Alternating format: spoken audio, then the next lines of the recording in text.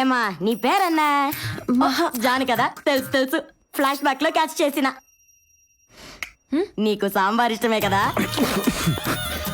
ఇక్కడ కూడా సాంబార్ అంట. ఇంటికి రాగానే నీకు ఇంకో సాంబార్ చేసి పెడతాను. అంతే, మెడిసిన్ కూడా అవసరం లేదమ్మా. సాంబారే మెడిసిన్ మరి పనిచేయను. అంటే క్యాన్సర్ కూడా సాంబారే మెడిసిన్ అని మా వదిన ఫీలింగ్. ఏ ఇరియా, ఇంటికి రాగానే నా చేతి సాంబార్ తిని నా మాదిరి అందంగా తయారవుతుంది చూడు. నవ్వింది.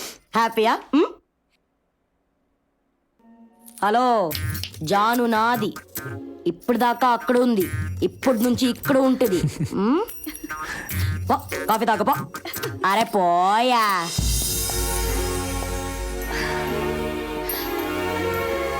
హ్యాపీ కదా, అన్నీ సర్దుకుపోతాయి నాన్న. కొద్దిగా పెయిన్ ఉంటుంది, నో ప్రాబ్లం. ట్విన్స్ 1 hour లో డెలివరీ అయిపోతుంది. ఇతనేనా మీ husband? Present madam. You mean husband or rubber band? Husband అండి. మీ wife, oh own asset, own కష్టార్జితం. మీరేదో కావాలన్నారు. 1 hour లో ఆపరేషన్. మీ సంతకం కావాలి. That's all. Shiromani, My God. 1 hour లో ఫట్మన్ కని లట్మన్ వచ్చాయి. I'm out. చా, మీ దగ్గర ఏ శిల్పాలు కూడా ఉన్నాయి ఆర్కియాలజీ గారు? ఆర్కియాలజీ? అతనెవరు? అది నేనే. మాకు తెలుసు. హాస్పిటల్ ఇంత దూరం ఉన్నా ఇక్కడ దాకా వచ్చారేంటి? పరిస్థితి రీత్యా రావాల్సి వచ్చింది. అవును, బ్యాడ్ హ్యాబిట్స్ బనీను డ్రైయర్ లాంటి అన్నారు, మరి ఇదేంటి? ఇవి బ్యాడ్ హ్యాబిట్స్ కింద రావు బాబు. మరి చిన్న change over. Change over, relaxation. Oh, మరి ఊటీ తవ్వకాలు అనేవారు? పని చేయాలంటే ఊటీ, రిలాక్స్ అవ్వాలంటే కోటి. ఓహో, గ్రహాలు బ్యాండ్ మారేతో కుదా క్యా కరేగా అని సామెత ఉంది, ఐడియా ఉందా? You mean band madam? Yeah, no idea. ఇప్పుడు ఐడియా వస్తుంది, రండి. ఇంట్లో అంత అందమైన భార్యను పెట్టుకునే ఏం పాడు పనులు సార్. ఇంట్లో ఉన్న టీవీల్లో కూడా సినిమాలు వస్తాయి కదా అని థియేటర్కి వెళ్ళటం మానేస్తామా బాబు? హోమ్ థియేటరే, మల్టీప్లెక్సే. ఛా, చా కాదు బాబు. నీకో విషయం చెప్పనా? భార్య ఇంట్లో పూజ గది లాంటిది, 2 నిమిషాల కంటే ఎక్కువ ఉండలేము. ఆహా. గర్ల్ ఫ్రెండ్ రిసార్ట్ లాంటిది, రిలాక్స్ అవుతూనే ఉండొచ్చు. ఓహో, వీటి వల్ల మైండ్ ఫ్రెష్ గా ఉంటుంది, ఆలోచనలు బాగా వస్తాయి. అసలు ఇంట్లో ఎలా మేనేజ్ చేస్తున్నారు సార్? ఇంటి దగ్గర జస్ట్ నేను అలా ఇంట్లోకి వెళ్ళగానే మా ఆవిడ ఎదురొస్తుంది. పద్మ, నిన్నటి నుంచి నువ్వే నా కళ్ళ ముందు మెదులుతున్నావురా. 2 రోజులు పని ఉన్నా సరే వదిలేసి వచ్చేసాను.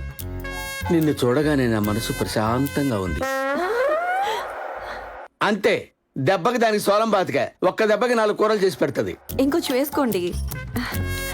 4 కూరల్ని అలా అలా టచ్ చేసి వదిలిపెడతాను. పద్మ, నీ చేతి వంట తింటూ చచ్చిపోవచ్చు తెలుసా? అంతే, దానికి డబల్ సోలం బాతిక అయిపోద్ది. కానీ ఇవన్నీ తినలేకపోతున్నాను.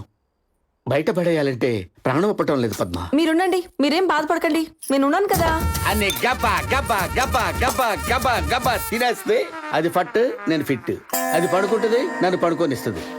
సార్, ఈ విషయం మీ భార్యకి తెలిస్తే? దానికంత బుర్రలేదు బాబు, అదో పెద్ద దద్ది. అసలు దీని కడుపు కారణం అదే తెలుసా? అవునా? అవును అంటారేంటి? ఏమే మనకు పిల్లలు పుట్టడం లేదే, వెళ్ళి చెక్ చేయించుకుందాం రా అన్నాను. నేను రాను, కావాలంటే నువ్వే వెళ్ళి చెక్ చేయించుకొని ఒక తోపు తోసింది. వెళ్ళే, చెక్ చేశా, success, double success, grand success.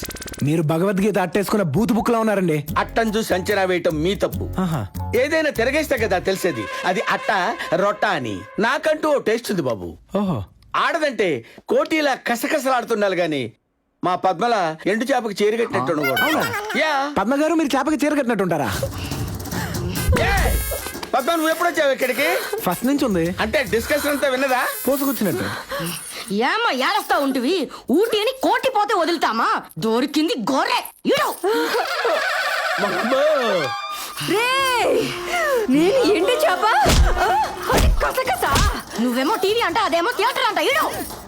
అది థియేటరా? నువ్వేమో పూజా రూమ్ అంట, అదేమో రిసార్ట్ అంట. నువ్వు చుట్టూ నేను పట్టా. ఈడు తింటాడు, ఆడు ఉంటాడు. ఇవన్నీ గుర్తు పెట్టుకుందిరా బాబాయ్.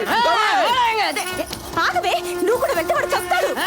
ఎన్నమాగది వదలవు. ఇప్పుడు చేయి తవ్వకాలు. సచ్చింది గొర్రె.